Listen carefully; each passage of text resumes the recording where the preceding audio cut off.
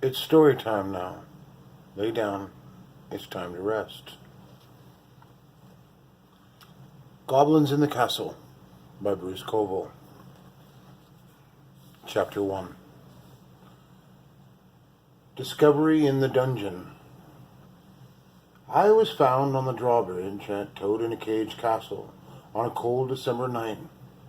I was naked, they tell me, wrapped only in a blanket and tucked in a basket. If the Baron had not been out riding that night, he would not have seen me, and I would have been buried beneath the snow by morning. To the surprise of Hulda the housekeeper, the Baron didn't send me away. Instead, he hired a nurse to come and take care of me. I liked Nurse, despite her unusual fondness for toads. However, when I was about 5, she fell into the moat and was eaten by something or other. After that, I pretty much took care of myself. I had the run of the castle and could go anywhere I wanted, except the North Tower, which was always locked. Naturally, I wanted to know what was up there. But I learned early on not to ask about it. Questions upset people. Not that there were many people to upset, only the Baron, Hulda, and Carl, the young man who tended the library. I liked Carl. He was very smart. And when he had time, he would give me lessons. However, this did not happen often, because caring for the library was a big job. The Baron owned so many books, he had to knock out the walls between 7 rooms to hold them all. Most of what I knew about the outside world came from the books Carl shared with me. The library itself was my favorite place in the castle. Its floor was covered by a thick carpet, its walls made of dark wood. Mazes of tall books, crammed shelves, filled the interior. The windows, which curved out from the side of the building, were twice as tall as a man. The huge velvet curtains that covered them used to be red and were soft and warm.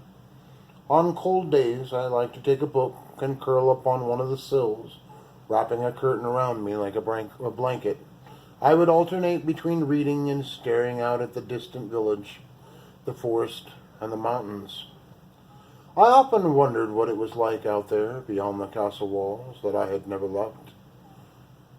From one of the windows I could see the North Tower, which was shrouded in mist on even the sunniest of days. One rainy evening in October, Carl was repairing books. Hulda was sleeping, and the Baron was hidden away with one of the mysterious visitors that sometimes came to the castle gate. I was on my own, as usual, for some reason. Perhaps because the voices that moaned along the hallway outside of my room had been so loud the night before, I couldn't settle down to read. I went to my room and played with Mervyn, the rat I had tamed the year before. When he ran off, I decided to go to bed. Slipping out of my clothes, I pulled on my nightshirt, then drew aside the curtains surrounding my bed, and climbed beneath the covers. I couldn't sleep. A streak of lightning sizzled through the night. I liked to watch lightning, so I got up and sat by my window, but the lightning did not continue. After a while, I grew tired of watching the thick drops splat against the glass, and decided to go exploring.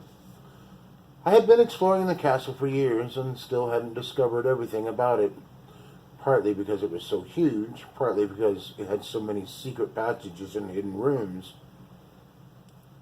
These were what I looked for when I explored. To find them, I pushed bricks, moved picture frames, and fiddled with knobs carved in the mantelpiece of the fireplaces. Lighting a candle, I went to my own fireplace, which was tall enough to stand in. I pushed a certain brick and the fireplace swung around, putting me in a passage behind it. I had discovered this passage when I was only 6. Once in it, I could get into any room on my floor, but since it was my floor, since I was the only person living there, it didn't do me much good. The worst thing about the secret passage was that they were so dark. When I first started exploring, I had tried taking torches with me, but somehow the Baron always found out and told me not to. I understood why. Some passages were lined with wood, or even drapes, and it would have been easy to start a fire in them. Finally, I started carrying candles. They didn't provide much light, but they were better than nothing, and the Baron never said anything about them. About 100 feet from my room, a hidden stairway led to some secret rooms in the east tower. Holding my candle before me, I made my way to the steps, then climbed 3 flights to the room dominated by a clock several feet taller than I am. I had seen this clock many times without ever really looking at it, but on this day I felt a hunch about it. Opening the glass-paneled door, I put my hand inside.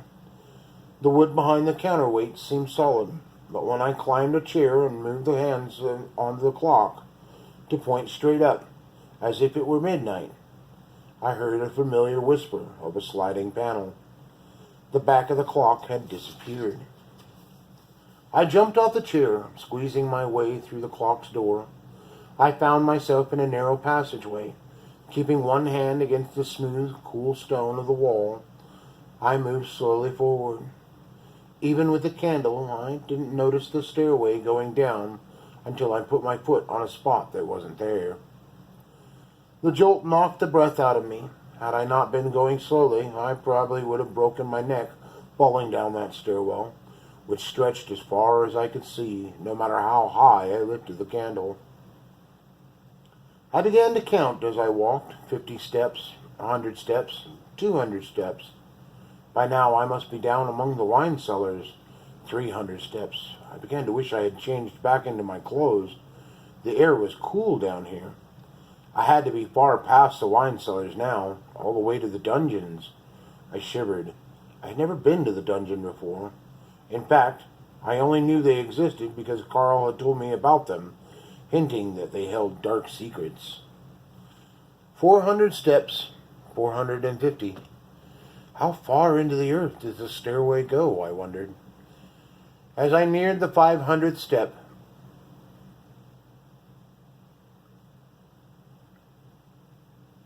but number 500 was the end of it. Keeping my left hand pressed against the wall, I slowly moved forward. 15 paces brought me to a wooden door held together by thick iron crosspieces. I could either turn back or open the door.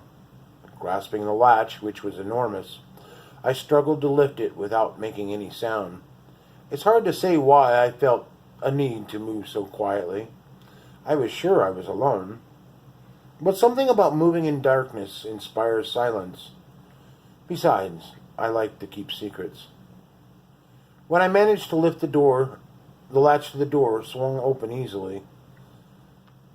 I saw light flickering in the distance. My heart began to beat more rapidly. Who could possibly be down here? Again, I thought about turning back, but my curiosity was driving me on. I felt confident I could move so silently no one would know I was coming, though I didn't think even then I really believed there was anyone there. I started toward the light. Soon I could tell that it came from beyond a curve in the wall. As I continued forward, I could see the outlines of the stones in the floor. The wall itself was damp and slightly chilly beneath my fingers. Even so, I pressed myself against it when I reached the curve, inching my way forward. I saw the source of the light, a torch stuck in a bracket. To my astonishment, I also heard someone singing. The voice was little more than a low growl, but the tune was rollicking. I could not make out the words. I stopped and tried to talk myself into turning back. But in my whole life, I had never met anyone beside Nurse, the Baron, Hulda, and Carl. I had to know who was down here. Dropping to the floor, I set my candle down and began to creep forward. Beyond the torch, an open door led to the source of the singing. Closer I crept, closer still, until I had almost reached the door. I took a deep breath. Slowly, ever so slowly, I poked my head around the corner.